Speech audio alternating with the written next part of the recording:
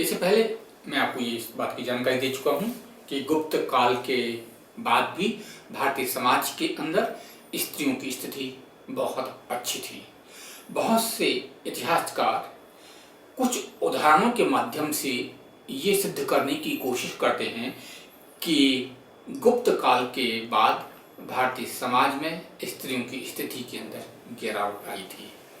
इससे पहले वाले वीडियो के अंदर मैंने आपको ऐसे बहुत से उदाहरण आपको दिए थे जिसमें मैंने आपको ये सिद्ध करने की कोशिश की थी कि स्त्रियों की स्थिति बहुत अच्छी थी। उनका उपनयन संस्कार किया जाता था।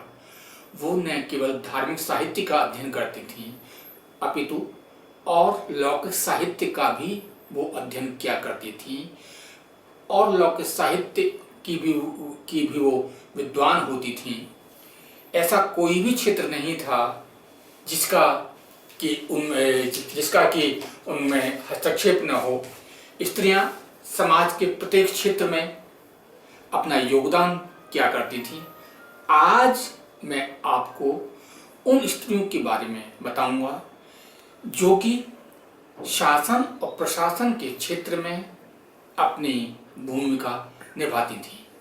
शासन और प्रशासन ये दोनों क्षेत्र इसलिए महत्वपूर्ण हैं कि समाज और राष्ट्र का संचालन इनके माध्यम से होता था और अगर भारतीय नारी शासन और प्रशासन में सक्रिय भूमिका अदा करती थी तो उसका ये मतलब भी है कि उसका समाज के अंदर बहुत गौरवपूर्ण स्थान था। आइए सबसे पहले मैं उन कुछ योद्धाओं की बात करता हूं, उन वीरांगनाओं की बात करता हूं कि जो कि युद्ध भूमि के अंदर सक्रिय भूमिका जिन्होंने निभाई थी। 7वीं शताब्दी के अंदर सिंध पर मोहम्मद बिन कासिम का आक्रमण हुआ था और मोहम्मद बिन कासिम के आक्रमण का मुकाबला तत्कालीन सिंध के शासक दाहिर ने किया था। युद्ध भूमि के अंदर जब दाहिर मोहम्मद बिन कासिम का सामना कर रहे हैं तो तत्कालीन ग्रंथ चचनामा हमको इस बात की जानकारी देता है कि दाहिर की युद्ध भूमि में मदद करने के लिए 2 स्त्रियां थीं। एक स्त्री दाहिर को तीर देने का काम करती थी और दूसरी स्त्री दाहिर को पान देने का काम करती थी। इसका मतलब ये है कि युद्ध भूमि में स्त्रियों का जाना वैध था। वो युद्ध भूमि में राजा के साथ भाग ले सकती थी। इसके अतिरिक्त एक और उदाहरण इसी सिंध का हमको प्राप्त होता है कि जब युद्ध भूमि में राजा दाहिर शहीद हो गए तो उनकी रानी ने हार नहीं मानी थी। उन्होंने 15,000 योद्धाओं की सेना तैयार की थी और उन सेना के बलबूते पर एक लंबे समय तक मोहम्मद बिन कासिम का मुकाबला किया था। राजा दाहिर के मरने के बाद उनकी रानी उस संकट के समय में सिंध को बचाने के लिए युद्ध भूमि में उतरती हैं, सैनिकों का नेतृत्व करती हैं, अपनी जनता के आत्मबल को बढ़ाती हैं और मोहम्मद बिन कासिम का मुकाबला करती हैं।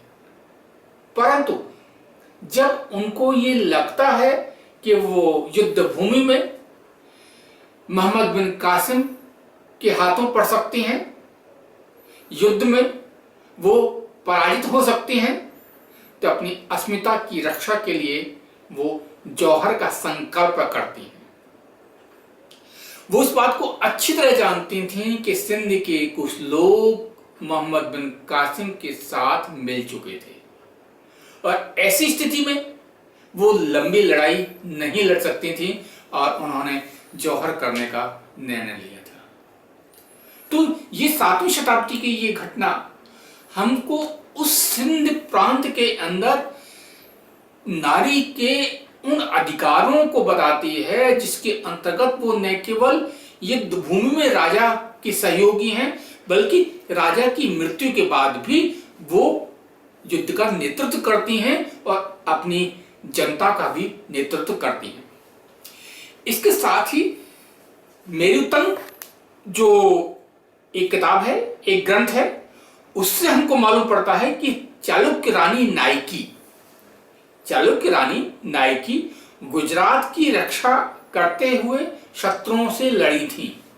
ये हमको गुजरात के इतिहास में एक बहुत महत्वपूर्ण जानकारी मिलती है मेरुतंग की, जिसमें वहां की रानी शत्रुओं से लड़ते हुए युद्ध भूमि में जा रही हैं। इसी तरह राजा सोमेश्वर की 2 रानियां प्रांतपति थीं। प्रशासन में उनकी बहुत महत्वपूर्ण भूमिका थी। जयसिंह तृतीय और विजयादित्य की 2 बहनें बहुत अच्छी प्रशासिकाएं थीं। इसका अर्थ है कि प्रशासन के क्षेत्र में प्रांतपतियों के रूप में महिलाओं की नियुक्ति की जाती थी। वो राज्यपाल के रूप में उनकी नियुक्ति की जाती थी। राज्य का प्रशासन वो संभालती थी। हमको 2 चालुक्य रानियों का उल्लेख मिलता है जो कि अपने राज्य में मंत्री के रूप में सुशोभित थी। मंत्री पद भी उनको दिए जाते थे। होयसल रानी बंबल देवी का उदाहरण हमें मिलता है। बहुत अच्छी प्रशासिकाएं थी और होयसल प्रशासन को संभालने में उनकी बहुत महत्वपूर्ण उनकी जिम्मेदारी थी। एक महत्वपूर्ण उन्होंने अपना रोल अदा किया था। काकतीय रानी रुदम्मा का उल्लेख हमको मिलता है जो अपने वंश की बहुत महत्वपूर्ण रानी थी। विक्रमादित्य चतुर्थ की रानी लक्ष्मी देवी 18 धार्मिक समर्पणों के प्रशासन की अधिकारिणी हुआ करती थी। ऐसे इन सब बातों के अलावा हमको ऐसी अनेक स्त्रियों के उदाहरण हमको मिलते हैं जब संकट के समय वो राज्य को संभालती भी थी। पृथ्वीराज चौहान की मां अपने पुत्र को कई वर्षों तक उन्होंने अपने पुत्र के संरक्षक के रूप में काम किया था। पृथ्वीराज चौहान के पिता की मृत्यु अल्पायु में हुई थी। ऐसी स्थिति में पृथ्वीराज चौहान की मां ने कुछ वर्षों तक पृथ्वीराज चौहान के संरक्षक के रूप में काम किया था। हमको कुछ और उदाहरण ऐसे मिलते हैं। कश्मीर के राजा अनंत की पत्नी सूरमती का उदाहरण बहुत महत्वपूर्ण है। सूरमती ने जब ये देखा था कि कश्मीर के विद्रोही उनके असक्त पति को गद्दी से उतार देंगे और उनके पति विद्रोहियों का सामना नहीं कर पाएंगे, तो ऐसी स्थिति में सूरमती ने प्रशासन अपने हाथ में लिया था। योग्य पदाधिकारियों की उन्होंने नियुक्ति की थी और संकटग्रस्त राज्य को बचा लिया था। दोबारा ये उदाहरण इसलिए महत्वपूर्ण है कि कश्मीर में अराजकता थी। अराजकता का कारण वहाँ का राजा था, वो असक्त था। वहाँ के मंत्री विद्रोही हो चुके थे। ऐसी स्थिति में अपने राज्य को बचाने के लिए राजा अनंत की पत्नी सूरमती ने प्रशासन अपने हाथ में लिया था। प्रशासन अपने हाथ में लेने के बाद उन्होंने अपने योग्य अधिकारियों की नियुक्ति की थी और संकटग्रस्त राज्य को उन्होंने बचा लिया था। इसी सूरमती ने आगे अपने पुत्र कलश को घाटी का राजा बनाया था। ये बहुत महत्वपूर्ण रानी थी और कश्मीर की रक्षा में, कश्मीर की उन्नति में, कश्मीर के विकास में रानी सूरमती का बहुत बड़ा योगदान था। एक दूसरा उदाहरण हमको मिलता है उड़ीसा के भमुका वंश का। वहां पर हमको 6 रानियां ऐसी मिलती हैं जो कि गद्दी पर बैठी हैं। दूसरे शब्दों में हम कह सकते हैं कि उड़ीसा के भमुकर वंश में 6 रानी राजगद्दी पर बैठी थीं और राजगद्दी पर बैठने के बाद भौमंकर राजवंश को उन्होंने कुशलता पूर्वक संचालित किया था। 12वीं शती के ग्रंथ राजतरंगिणी से हमको ज्ञात होता है कि कश्मीर के तत्कालिक शासक क्षेमवर्मन की मृत्यु के बाद उनकी रानी दिद्दा ने कश्मीर का प्रशासन संभाला था और एक लंबे समय तक कश्मीर के विकास में अपना योगदान दिया था। रानी दिद्दा कश्मीर के इतिहास में एक बहुत महत्वपूर्ण रानी के रूप में हमारे सामने आती हैं और कश्मीर को बचाए रखने में उनका बहुत महत्वपूर्ण योगदान था। तो ये सारे के सारे उदाहरण मैंने आपको उन रानियों को दिए हैं, उन प्रशासिकाओं के दिए हैं, उन प्रांतपतियों के दिए हैं जो कि अपने समय की बहुत अच्छी प्रशासिकाएं थीं, रानियां थीं। और ये उदाहरण इस बात के भी सबूत हैं कि तत्कालीन समाज में, गुप्त काल के बाद भी भारतीय समाज में स्त्रियों की स्थिति बहुत सम्मानजनक थी। वो रानी के रूप में राजपद पर, राजगद्दी पर बैठ सकती थीं। राजाभिषेक के अवसर पर राजा के साथ रानी का भी राज्याभिषेक किया जाता था। राजा के साथ रानी भी राज सिंहासन पर विराजमान होती थी। ये बहुत महत्वपूर्ण बात थी कि राजा का जितना सम्मान होता था उतना ही रानी का भी सम्मान होता था।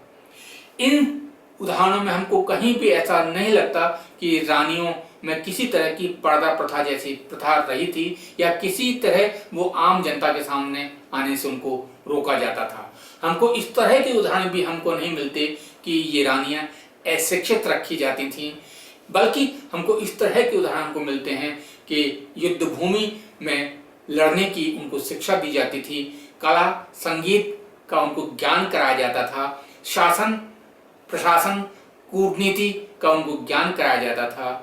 इस तरह तत्कालीन भारत में एक बहुत महत्वपूर्ण भूमिका इन रानियों की रही थी। आगे आने वाले वीडियो में मैं आपको तत्कालीन समाज में नारियों की और क्या क्या जो भूमिका थी उसके बारे में आपको जानकारी दूंगा। धन्यवाद।